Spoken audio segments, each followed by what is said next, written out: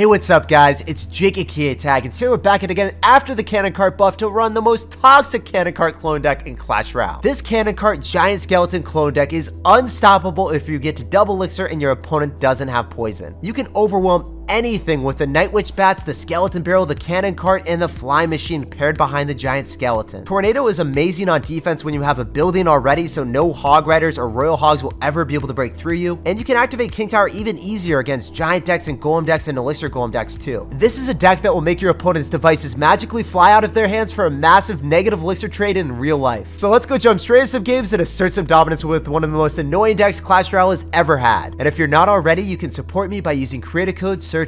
By using creator code SirTag in any Supercell game, I get a percentage of all money spent at no extra cost to you. It supports the channel, it allows me to spend more time on videos, and I really appreciate it. So I'm gonna go for a Night Witch on defense against a miner, shut it down, and this guy is gonna go for skeletons and miners, so it's probably gonna be a wall breakers deck. No, it's gonna be giant. So it's gonna be giant mini P.E.K.K.A with magic archer, fast cycle bats, double small spell then.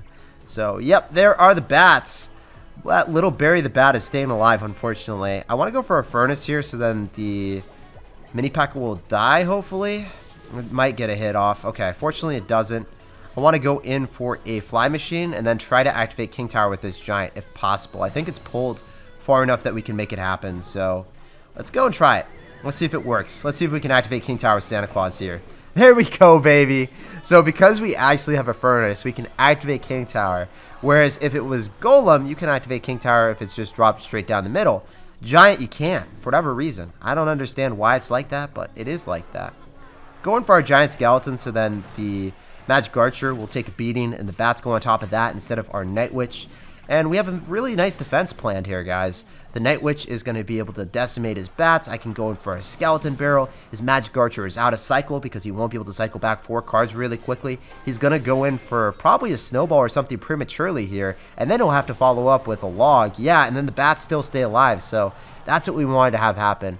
Ideally, if they go in for a whole bunch of small spells and then they kill the skeleton barrels and they kill the Night Witches, then the bats will still be alive and get an incredible amount of damage on your opponent's tower. So very good start for us. Unfortunately, we were not playing against wall breakers with miner because that is just a super easy matchup. However, this matchup, as we get later and later into the game, because he doesn't have poison, as long as we kill the magic archer or have it out of cycle, as we identified early on that he didn't have it in the card cycle because he spammed it to the river and we dropped our giant skeleton to counter it, we were able to make a really big push. So right now we know he's going to have the magic archer. We probably want to tornado it into the death bomb here if we can. So we'll see if we can make that happen. The giant skeleton is going to get pushed back, it looks like. I want to go in for a clone. I definitely do want to clone this. That's just too much, right? There's way too much for us to not clone it. I want to tornado the magic archer into that. So then the skeleton barrel will stay alive and then he won't have a way of killing it.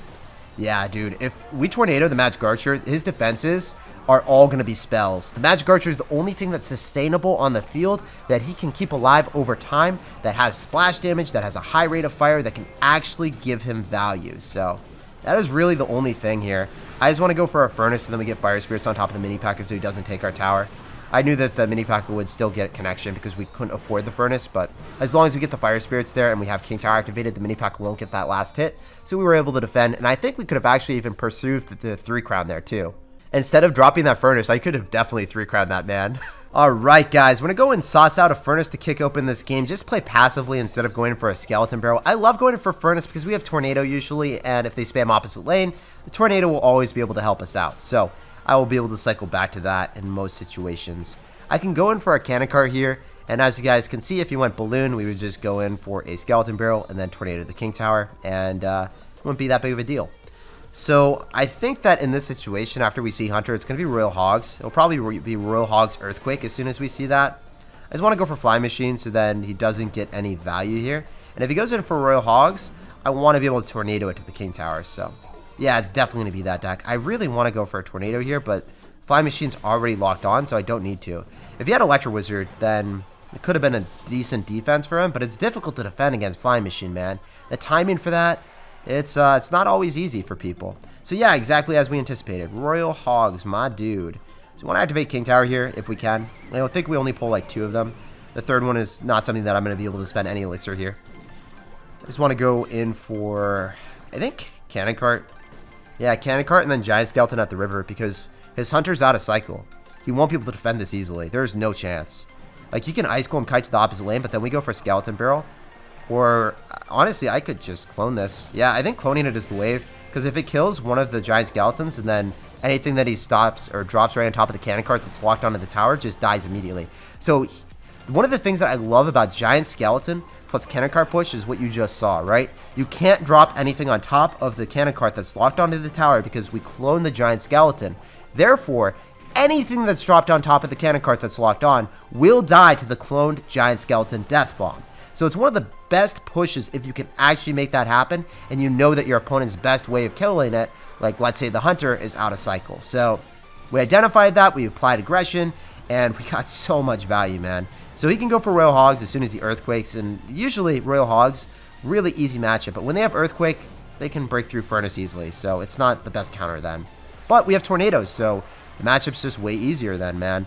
I can't understand why people would ever run anything other than Tornado. I've seen people decide to run, like, let's say, crazy spells with arrows or maybe even the Royal Delivery. But in my opinion, they just pale in comparison to the best Tornado value that you can get with Tornado on your Giant Skeleton or Royal Hogs, or activating King Tower against Graveyard with Electro Wizards, or on defense against Golems, clumping up all the supporting units, drawing them into your Giant Skeleton. I just don't think there's a comparison at all to be made here. So GG, well played, and peace out, man. Pleasure playing against you. As you guys can see, because we have Tornado, we're able to beat Royal Hogs Earthquake, and we would lose in other situations where we did not have that. He would be able to just Earthquake the Furnace and break through with the Royal Hogs, and we really wouldn't have an answer to it. So this guy's going to have Baby Dragon and Night Witch. This has got to be Golem, right? This has to be Golem. So my Baby Dragon counters are going to be pretty good if we can get the Fly Machine on top of that. It's going to have Barb Barrel as well. The Fly Machine is just going to get swarmed by bats. Unfortunately, won't give us too much value here anymore. I wonder if it stays alive at a lick of HP. Nope. Okay, this guy's going to have Graveyard. All right. So I thought he was running Golem, but could be Graveyard, could be Lava Hound now after seeing that Barb Hut. You guys are saying, wait, Lava Hound runs Barb Hut with Night Witch? And yes, it does with Miner. It's not fun to play against. But if it's Graveyard and he runs Electro Wizard, I would love to activate King Tower here. But after seeing Battle Healer, we know it's just going to be a Graveyard deck. So I want to go in for a Cannon Cart here. Maybe go in for a Spicy Clone. So let's go do that right now. After Electros, then we can go in for our clone and get maximum value. Then I can sauce out a Furnace here as well. So if you guys didn't know, if a Barb Hut is spawning 2 Barbarians, you can activate King Tower with it. So I am hoping and praying that we can get that to work out for us right now. Oh, I can't do it right now. Not now, not how this is going. We have to Tornado everything away. So then we can keep the Night Witch alive a little bit longer so we can spawn more bats and then defend everything with that. Okay. So he's going to poison as well. That was really, really aggressive, my man. So he's got Electro Wizard, he's got Poison, he's got Barb Hut. So this is one of those matchups that we could actually lose. Oh, no, no, no, sir. I mean, we have a high probability of coming back with this deck just because of how aggressive it is, but the start was not super promising. With 50 seconds remaining, he could just go in for one more Graveyard and defend for like the last 10, so I need to make a pretty big push here when he doesn't have Poison in cycle. We know he's going to have Electro Wizard, so I'm apprehensive about going in for a clone yet. Alright, I want to go in for our clone soon. I'm trying to get maximum Death Bomb value. That's good. He's probably going to go in for Graveyard on the other side, so we're just going to go for Night Witch there. Didn't do it. I needed to have something protecting. And now we can start to spam on the left-hand side really aggressively because we still have a Night Witch protecting against the Barbarians. So we can go for our Skeleton Barrel. And I want to clone this as soon as possible. So we're going to go get a clone value with double Giant Skeletons, double Skeleton Barrels, and double Cannon Carts. So he's going to Poison, and all of the Skeletons get on top of the tower because it's too big of a radius for him to stop. Unfortunately, the Cannon Cart doesn't lock on, but we're going to go for a Fly Machine, trying to get some cheeky damage here. We know he could go for a Poison, so we got to go in for a... Yeah, I think that our best bet is just to keep going for those Night Witches so he's not able to Graveyard and Poison. Like, it's just too much Elixir. He would lose the game automatically, right? Go in for Giant Skeleton here. I could go for a Skeleton Barrel on the other side, but it's just a bit risky. Trying to divvy up everything that I have. So I'm going to go in for our clone here as soon as we can. Go in for our Fly Machine further away, so then he's not able to hit it with the Poison, but it's still able to get value. And as long as we get Skeleton Barrel death damage or anything near the tower, then we can walk with a dub. But here we go, guys. We have Cannon Cart, we have Fly Machine, and we can go for Night Witch at the river. Maybe I can Tornado his units back, so then we get a spicy connection with the Cannon Cart. It doesn't look like it's going to happen. Oh, it does lock onto the tower, and we capture the W. Let's go, man. So just the perseverance of consistently cycling those Night Witches in the back right, making sure that he couldn't go in for the graveyards, allowed us to cycle cards in the left safely, eventually overcoming him with our spam, and making sure that we separated all of our cards like our Fly Machine back further and our Skeleton Barrel waiting for it to get up further, so then he wasn't able to hit everything with the poison. We were able to get the Cannon Cart to connect at the very last second after chipping away with all of the Skeleton Barrels and all of the Fly Machines and Giant Skeleton Death Bomb, and we were able to actually win the game. That comeback was pretty spicy. Going for a Skeleton Barrel in the back, and we're going to see what's up. Since we see Ice Golem, we already know it's going to be a Control-esque deck, whether it's going to be 2.6 or 2.9. He's going to have a fast cycle for sure. So yeah, he's going to either have Musketeer plus Balloon or Musketeer plus Hog Rider. Those are the two things that we see Musketeer with usually. So he's going to have Snowball. That makes me think that it could be Graveyard as well if he's going to have double small spells. But usually it's going to be Balloon. So what we want to do here is we want to go and cycle our Fly Machine in the back, going for our Giant Skeleton right as the Musketeer is about to cross the river, and then save our Tornado for the potential of him going in for a Balloon. So I can't really go in for a clone here because then the Ice Golem would pop and just destroy everything. I think that the Musketeer will die to the Fly Machine because the Musketeer just got locked onto. It doesn't really matter too much. Okay, he's going to go in for a Miner. So the way I have to play this is I want to go in for a Tornado and I want to go in for a Night Witch right on top of the Muskie. Now if he goes in for a Balloon, we go in for a Furnace. So this is a really good spot to be in. As this game goes on longer, I have a defensive structure and I also have Tornado and I have Fly Machine and Night Witch Bats. So there's a lot of stuff for him to have to deal with later on in the game. I just need to get to double and triple Elixir. So we're going to go in for the Furnace to be able to pull. Then we're going to go in for a Fly Machine. Assume he's probably going to Snowball that, so I don't want him to get any extra damage on our tower. So if you guys didn't know, Snowball plus going in for a Balloon hit will allow you to one-shot us. So we don't want that to happen. We do not want him to be able to one-shot the Furnace because then the Balloon goes straight towards our tower and we potentially lose the game then. I'm going to wait for the Ice Golem. I just want to go for a Giant Skeleton because it's going to cost him way more Elixir to deal with. He won't be able to just go for like a Skeleton's round like you would be able to on like Cannon Cart plus Barbed Barrel. He's going to have to drop way more than that. He's going to have to drop Bomb Tower. And the Bomb Tower doesn't give him counter push. So it's well worth it for us. When I'm cycling cards in the back, I'm thinking that Night Witch is going to be better because it will give me a whole bunch of bats. So he really doesn't have the potential to go in for a Balloon right into that. Whereas if I went for a Cannon Cart, I think he would be able to. So yet again, guys, we're going to go in for our Furnace. And if he goes opposite lane, we do have Tornado. So we're fine. Definitely an okay spot to be in. I'm going to go in for our Cannon Cart here because we still haven't seen him go in for a Balloon yet. And I need to wait for that. It's our best defensive posturing. So I can Tornado this just so it doesn't kill the Furnace immediately. And the Cannon Cart will be able to go and destroy him. Oh, the Cannon Cart was actually pulled. That's crazy, man. So what I was talking about earlier is this matchup is really, really good in double Elixir. You guys are about to see it. When more units are on the map, it's going to be very hard for him to deal with the Night Witch when it's cloned. I still haven't cloned because I haven't had an awesome opportunity to do that.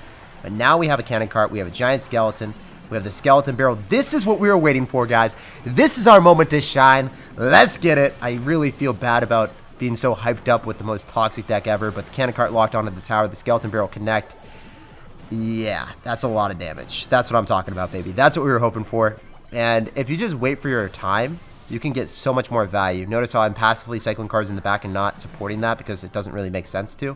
It's better for me to play patient, play steady, know that the Furnace is always going to pull that Balloon if I drop my Furnace going towards the same lane. Can't really bypass that even if he drops it behind the chain. Giant Skeleton's going to get near the tower and we're just going to be able to go in for clone here with the Giant Skeleton Death Bomb to add insult to injury.